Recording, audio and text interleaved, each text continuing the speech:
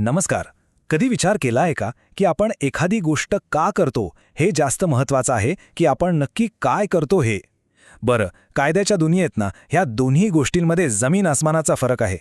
चला तर मग आज हाच गुंतागुंतीचा विषय एकदम सोप्या भाषेत समजून घेऊया. तर मग सुरुवातच एका अगदी महत्त्वाच्या प्रश्नाने करूया. कायद्याने आपल्या कृतीकडे पाहायला हवं की त्यामागे आपला हेतू काय होता याकडे? आणि हो, या प्रश्नाचं उत्तर ऐकून अनेकांना आश्चर्य वाटू शकतं. आजच्या या विवेचनात आपण काय काय पाहणार आहोत त्यावर एक नजर टाकूया. आपण बोलणार आहोत इरादा आणि हेतू याबद्दल, दुर्भावना कायद्याच्या दृष्टीत का महत्त्वाची नाही यावर, आणि मग अपकृती, विपकृती आणि अकृती म्हणजे नेमकं काय हे सुद्धा समजून घेऊया. चला तर मग सुरुवात करूया आपल्या पहिल्या मुद्द्यापासून, इरादा विरुद्ध हेतू. आपल्याला वाटेल हे शब्द सारखेच आहेत, पण कायद्याच्या भाषेत यांच्या अर्थात खूप मोठा फरक आहे. अगदी सोप्या भाषेत सांगायचं झालं ना तर इरादा म्हणजे काय करायचं आहे, म्हणजे कृतीचा तात्काळ उद्देश, आणि हेतू म्हणजे ते का करायचं आहे, म्हणजे त्या कृतीमागचं आपलं अंतिम उद्दिष्ट. हे बघा, एका उदाहरणाने हे अगदी स्पष्ट होईल. समजा एक व्यक्ती कुणाला तरी बुडताना वाचवते.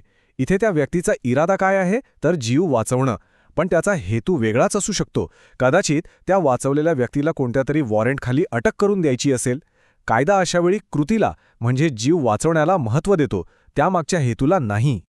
आता आपण एका अशा कायदेशीर तत्वाकडे वळूया जे ऐकायला खूपच आश्चर्यकारक वाटेल. ते म्हणजे तुमचा हेतू कितीही वाईट, अगदी दुष्ट असला तरी तुमची कृती जर कायदेशीर असेल तर ती बेकायदेशीर ठरत नाही. हे तत्त्व समजून घेण्यासाठी ना आपल्याला एका फारच विचित्र केसकडे पाहावं लागेल. ही केस आहे मिस्टर पिकल्स यांची, ज्यांनी आपल्या शेजाऱ्यांविरुद्ध एक द्वेषपूर्ण डाव रचला होता. झालं असं की मिस्टर पिकल्स यांनी स्वतःच्या जमिनीखालचं सगळं पाणी उपसून टाकलं, आणि त्यांचा उद्देश काय होता तर निव्वळ द्वेष, शेजारच्या जलाशयाचं नुकसान करायचं आणि त्यांना आपली जमीन विकत घ्यायला भाग पाडायचं. गंमत म्हणजे त्यांचा हा वाईट हेतू न्यायालयात सिद्धसुद्धा झाला होता. आता प्रश्न हा उभा राहतो की इतका स्पष्ट वाईट हेतू असताना न्यायालयाने त्यांना जबाबदार धरलं असेल का? काय वाटतं? आणि उत्तर आहे नाही, त्यांना जबाबदार धरण्यात आलं नाही. का? कारण त्यांची कृती म्हणजे आपल्या जमिनीतील पाणी वापरणं ही पूर्णपणे कायदेशीर होती. या निकालातून एक गोष्ट अगदी स्पष्ट झाली: एखादी कायदेशीर कृती केवळ वाईट हेतूमुळे बेकायदेशीर ठरत नाही. तर हेतू कितीही वाईट असला तरी कृती कायदेशीर असेल तर हरकत नाही, हे तर आपण पाहिलं. मग आता प्रश्न येतो की कृतीचं स्वरूप कसं ठरवायचं? बरं, कायद्यामध्ये चुकीच्या कृतींना 3 प्रकारांमध्ये विभागलं जातं. चला ते पाहूया. यातला पहिला प्रकार आहे अपकृती, ज्याला इंग्रजीत मॅलफिजन्स म्हणतात. याचा सरळ अर्थ आहे असं कोणतंही काम करणं जे कायद्यानेच चुकीचं ठरवलेलं आहे.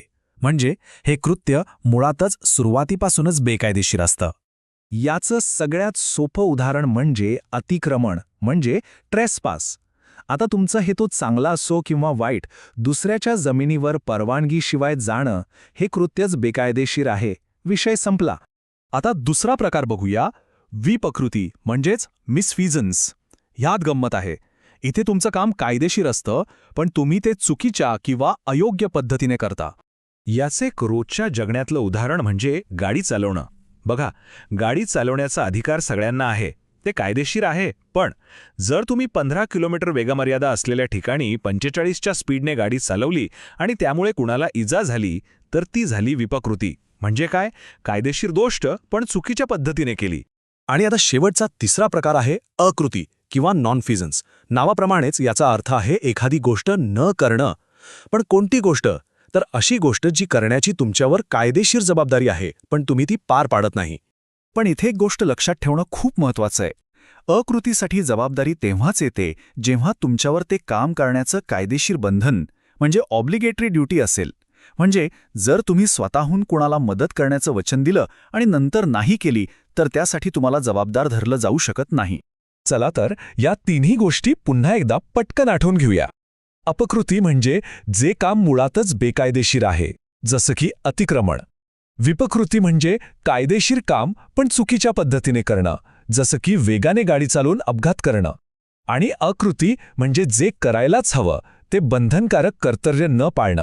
आणि जाता जाता एक विचार करण्यासारखा प्रश्न: जर कायदा अनेकदा आपल्या कृतींवरून न्याय देतो, आपल्या हेतूंकडे दुर्लक्ष करतो, तर मग न्यायाची आणि नैतिकतेची जी आपली संकल्पना आहे त्याबद्दल हे काय सांगतं यावर नक्की विचार करा.